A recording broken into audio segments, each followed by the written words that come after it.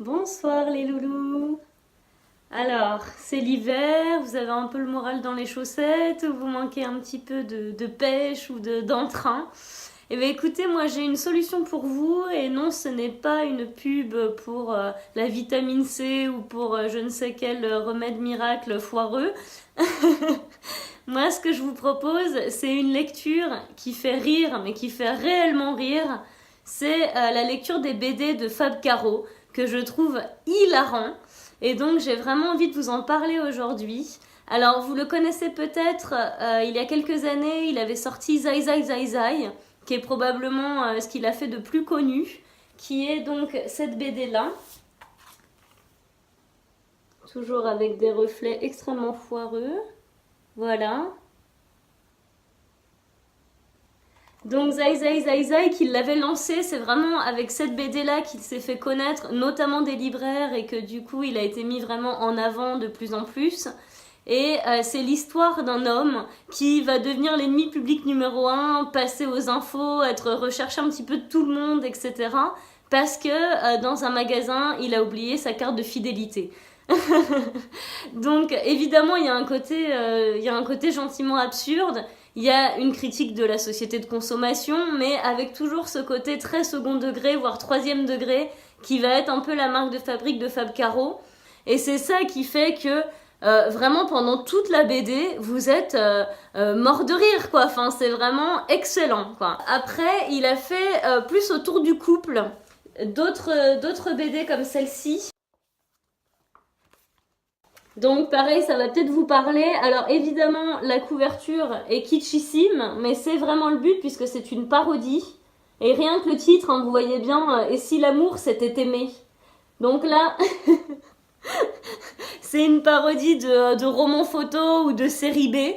Donc dès le titre, on voit bien les phrases toutes faites, qu'on a... Ben voilà, la reprise de phrases super attendues, super clichés, etc. Et tous les dialogues vont être comme ça. C'est une femme qui s'ennuie à mort en couple, elle est mariée et elle va s'éprendre du livreur de Macédoine. Donc c'est ça qui est génial, c'est qu'à la fois les histoires sont complètement ridicules pour se moquer des histoires à rebondissement, voilà complètement mièvres qu'on peut voir dans certaines séries ou autres. Et en même temps, il y a une vraie écriture, il y a un vrai sens de... Enfin, on se moque, mais on le fait bien, quoi. Les tirades sont toutes hilarantes, tout est vraiment au niveau, quoi. Et moi, j'en ai vraiment pleuré de rire sur ce livre, et je peux vous dire que c'est quand même vraiment rare, littéralement, d'être en larmes parce que vous lisez un livre où, encore une fois, chaque réplique fait vraiment mouche, où tout est vraiment exact et où vous voyez exactement de quoi on a voulu se moquer et que vous dites mais oui c'est exactement ça mais c'est tellement juste etc. Donc quel talent quoi franchement de réussir à être aussi exact quoi dans l'humour. Donc celui-ci et après dans un autre registre avec une forme un peu différente il y avait celui-ci moins qu'hier, plus que demain. Alors pareil, on est sur des phrases, des poncifs de chez Poncif, clichés à mort, mais c'est ça qui l'amuse, c'est de les reprendre et de les tordre un peu à sa façon. Et là, vous avez un sketch en fait par page. Alors, je sais pas si vous voyez, voilà, un sketch par page où à chaque fois on a le nom d'un couple et on va avoir un couple qui va être concerné et on va suivre un sketch d'un couple à chaque fois par page et après on passe à un autre couple et on retrouve son humour alors impertinent parfois même un petit peu alors pas un peu trash mais peut-être un peu en tout cas bien impertinent et très second degré très dans la moquerie qui se moque à la fois du côté cucu à la fois du côté un peu routine d'un couple enfin du quotidien et tout ça il arrive à il arrive à le souligner à la perfection et à la fois vous vous reconnaissez dedans mais il arrive à trouver les phrases ou les mots beaucoup mieux qu'on ne l'a jamais fait finalement. Donc si vous n'avez pas le moral, franchement lancez-vous dans les BD de Fab Caro, ça fait un bien fou. Encore une fois des livres qui vous font rire aux larmes, il y en a quand même pas énormément. Ça a fonctionné avec moi, je sais que ça a beaucoup plu aux libraires, ça a beaucoup plu à leurs lecteurs, à leurs clients. Donc lancez-vous, ça va vous faire du bien, c'était mon conseil vitamine C. Alors je suis de retour car je n'ai pas résisté à la tentation de vous lire certains passages de mon livre préféré de Fab Caro, Et si l'amour s'était aimé. Donc avec ce couple marié chiant au possible et ce livreur de Macédoine qui entre dans la danse. Alors justement, le mari qui rentre du travail et qui va raconter une anecdote passionnante à sa femme. À un moment à la cafette, Richard a confondu le sel et le poivre, du coup il a mis du poivre dans sa paella. Mon chéri, avec toi la vie est une suite de surprises renouvelées chaque jour.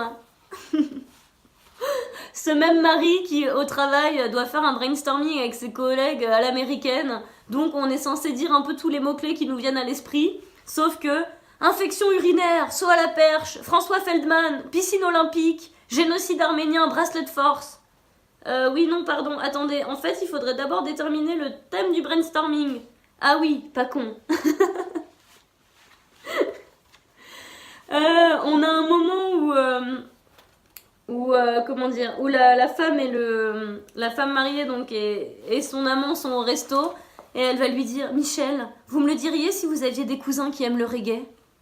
Hein? Mais je vous jure que oui, mais ce n'est pas le cas. Croyez-moi, je vous en supplie. Pardon si je vous ai blessé. J'ai vécu tellement de déceptions par le passé.